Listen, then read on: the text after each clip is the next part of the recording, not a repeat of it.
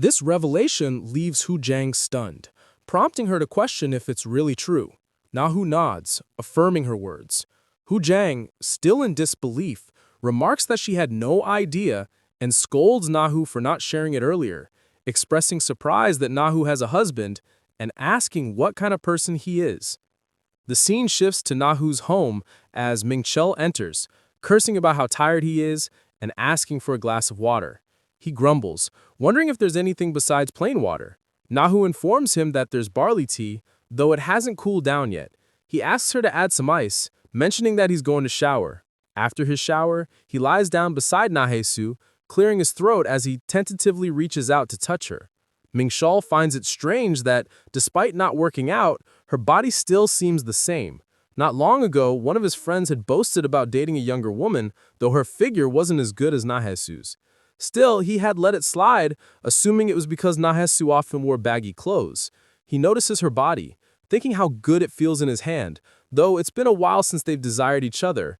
Yet, he can't help but wonder why she doesn't react to his touch. He asks if she's asleep, prompting Na Hu to open her eyes and deny it. Frustrated, he questions why she isn't responding, adding that she's not a wooden doll. He grumbles about wanting things to be enjoyable and expects her to reciprocate. When Na Hu quietly explains that she's just a little tired, he snaps, asking if she thinks she's the only one working. He reminds her that he's juggling several part-time jobs as well. Eventually, he sighs and tells her to forget it, muttering that he shouldn't have expected anything different as he turns away. Na Hu drifts off to sleep, and the next day begins. Her weekends start at 6 a.m. The flower shop doesn't open until 8 a.m., but she has to wake up early to prepare breakfast for Ming-chul. Of course, she must close the door quietly and cook carefully so that Ming-chul isn't disturbed by the noise. Since Ming-chul dislikes reheated food and refuses breakfast without fresh soup, Na Hu makes him a new batch every morning, no matter how simple it is. In the end, the one who prepares breakfast often leaves the house on an empty stomach, rushing to work on time. Na Hu sighs, thinking about how quickly time passes. Arriving at the store, she stifles a yawn, thinking she just needs to hold on until lunch, as her hunger is already creeping in. When a customer walks in, she greets him, asking if he's there for flowers. The young man nods, confirming her guess.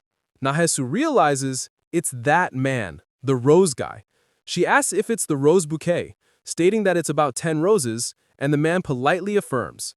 Now that she looks at him closely, Na Hu notices that not only is his face strikingly handsome, but his voice is equally captivating. A slow, low tone that responds with a courteous yes.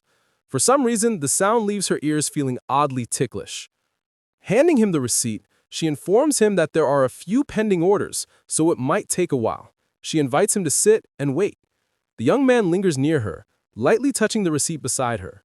Startled, Na Hu wonders if he heard something just now. She suddenly becomes conscious of her stomach rumbling and flushes with embarrassment, questioning whether he noticed. Meanwhile, Ha-jung catches sight of the young man and immediately recognizes him as the rose guy. Curiously, she wonders if he knows the person standing in front of him as he grabs a coffee. Watching him move, she muses that even the way he walks resembles a model and finds herself questioning just how tall he might be.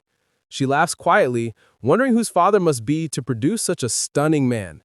As Na Hae-soo finishes preparing the bouquet, she calls out, informing the young man that his order is ready. He accepts it and steps outside, but Na Hu freezes upon noticing a sandwich box left behind. Na Hu runs out to him, calling for him, stating that he forgot his sandwich. The person states that it is a gift, asking her to please accept it as a way to take her back, but Na Hu holds him, stating that she can't, as if receiving something like this from him. The person questions why not to, asks if by any chance it is because she has nothing to drink it with. He hands her the coffee cup, stating that he only had one, but it didn't poison him, which confuses Na Hu. The young lad pleads with her to accept it, taking Na Hu by surprise. After entering the shop, Ha-jung reassures her, saying that the person clearly likes her. She adds that he intentionally left the sandwich for her. Na Hae-soo is baffled that he even left a coffee as well. She states that if that's not a sign of interest, then what is? Quite taken aback, Na Hu wonders if she really looks that pitiful, because when she glanced at her reflection in the window, she saw a haggard woman without makeup, covered in patches of blushy skin all over her body. The man's actions felt more like pity and charity rather than genuine interest. She thinks that her stomach must have growled so loudly that if she were her, she would have found it hard to walk by too. But she thinks, what if this really is a sign that he's interested? Thinking about whether she should draw a line immediately. She figures that, considering she's imagining things that might never happen, her job has become a bit easier. Hwa-jung then asks, what is she going to do now? Reminding her that she said she had a boyfriend. Giggling, she teases Na Hae-soo, asking if she's going to turn down the roses or maybe switch from her boyfriend to this new admirer. She takes a pause before clarifying that she does not have a boyfriend. She has a husband. Quite surprised by this, Hwa-jung reacts by saying that when Na Hae-soo said she had a guy, she meant a husband, not a boyfriend. Apologizing, she admits she didn't know Na Hae-soo was married. Na Hae-soo recalls how her husband always insisted they not make it obvious that they split their debts ages ago and should only refer to him as her husband at home. He wonders why she always has to share their business, thinking that it's not exactly something to brag about, living together after divorce. Annoyed, she thinks it's frustrating, but she confirms to Hwa-jung that he's her husband and that they should drop the subject, prompting another apology. The scene shifts to Ming-chel as a girl calls out to him, handing him a cup of coffee, suggesting he have some while he works. As Ming-chel looks at it, he chuckles and thinks to himself, struggling to believe what's happening.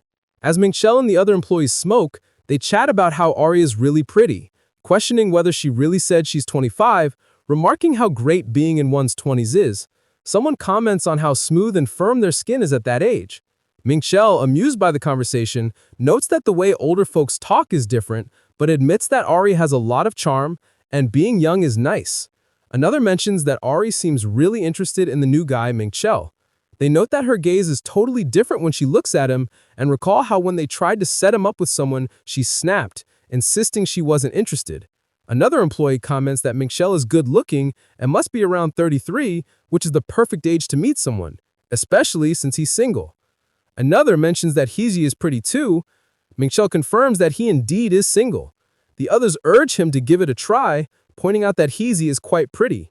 Ming-chel considers it and asks if she'd go for it. The scene shifts to home where Ming-chel is watching TV. Na Hae-soo asks, how is work treating you? To which Ming-chel responds, it took you long enough to ask, questioning if she's suddenly worried about her husband. He remarks that every job is tough and questions the point of asking, stating that she's nagging him while he's trying to rest.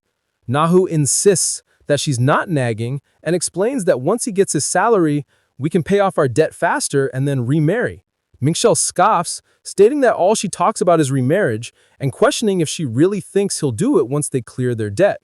He asks how she could live without him and warns her not to push it, claiming that when a woman nags, a man is bound to run away. He then brings up needing some spending money as he gets close to Na Hae-soo. Hugging her, he tells her he wants to buy some cologne. Na Hae-soo skeptically asks, why, since he doesn't use cologne? Mink explains that now that he's working, he sees many well-groomed guys, even older ones, wearing cologne, and he can't be the only one in the office smelling like musty, like an old man. Na Hae-soo asks how much he needs, and Ming-chel reveals that it's about 200K. He insists that at his age, he should at least get a department store brand, saying he won't buy the cheap kind that kids use. Shrugging, he tells her that if she doesn't want to give him the money, then forget it. Na Hae-soo thinks. They had a lot of expenses this month due to Ming-chel getting the job. They spent a lot of money on a new suit and shoes.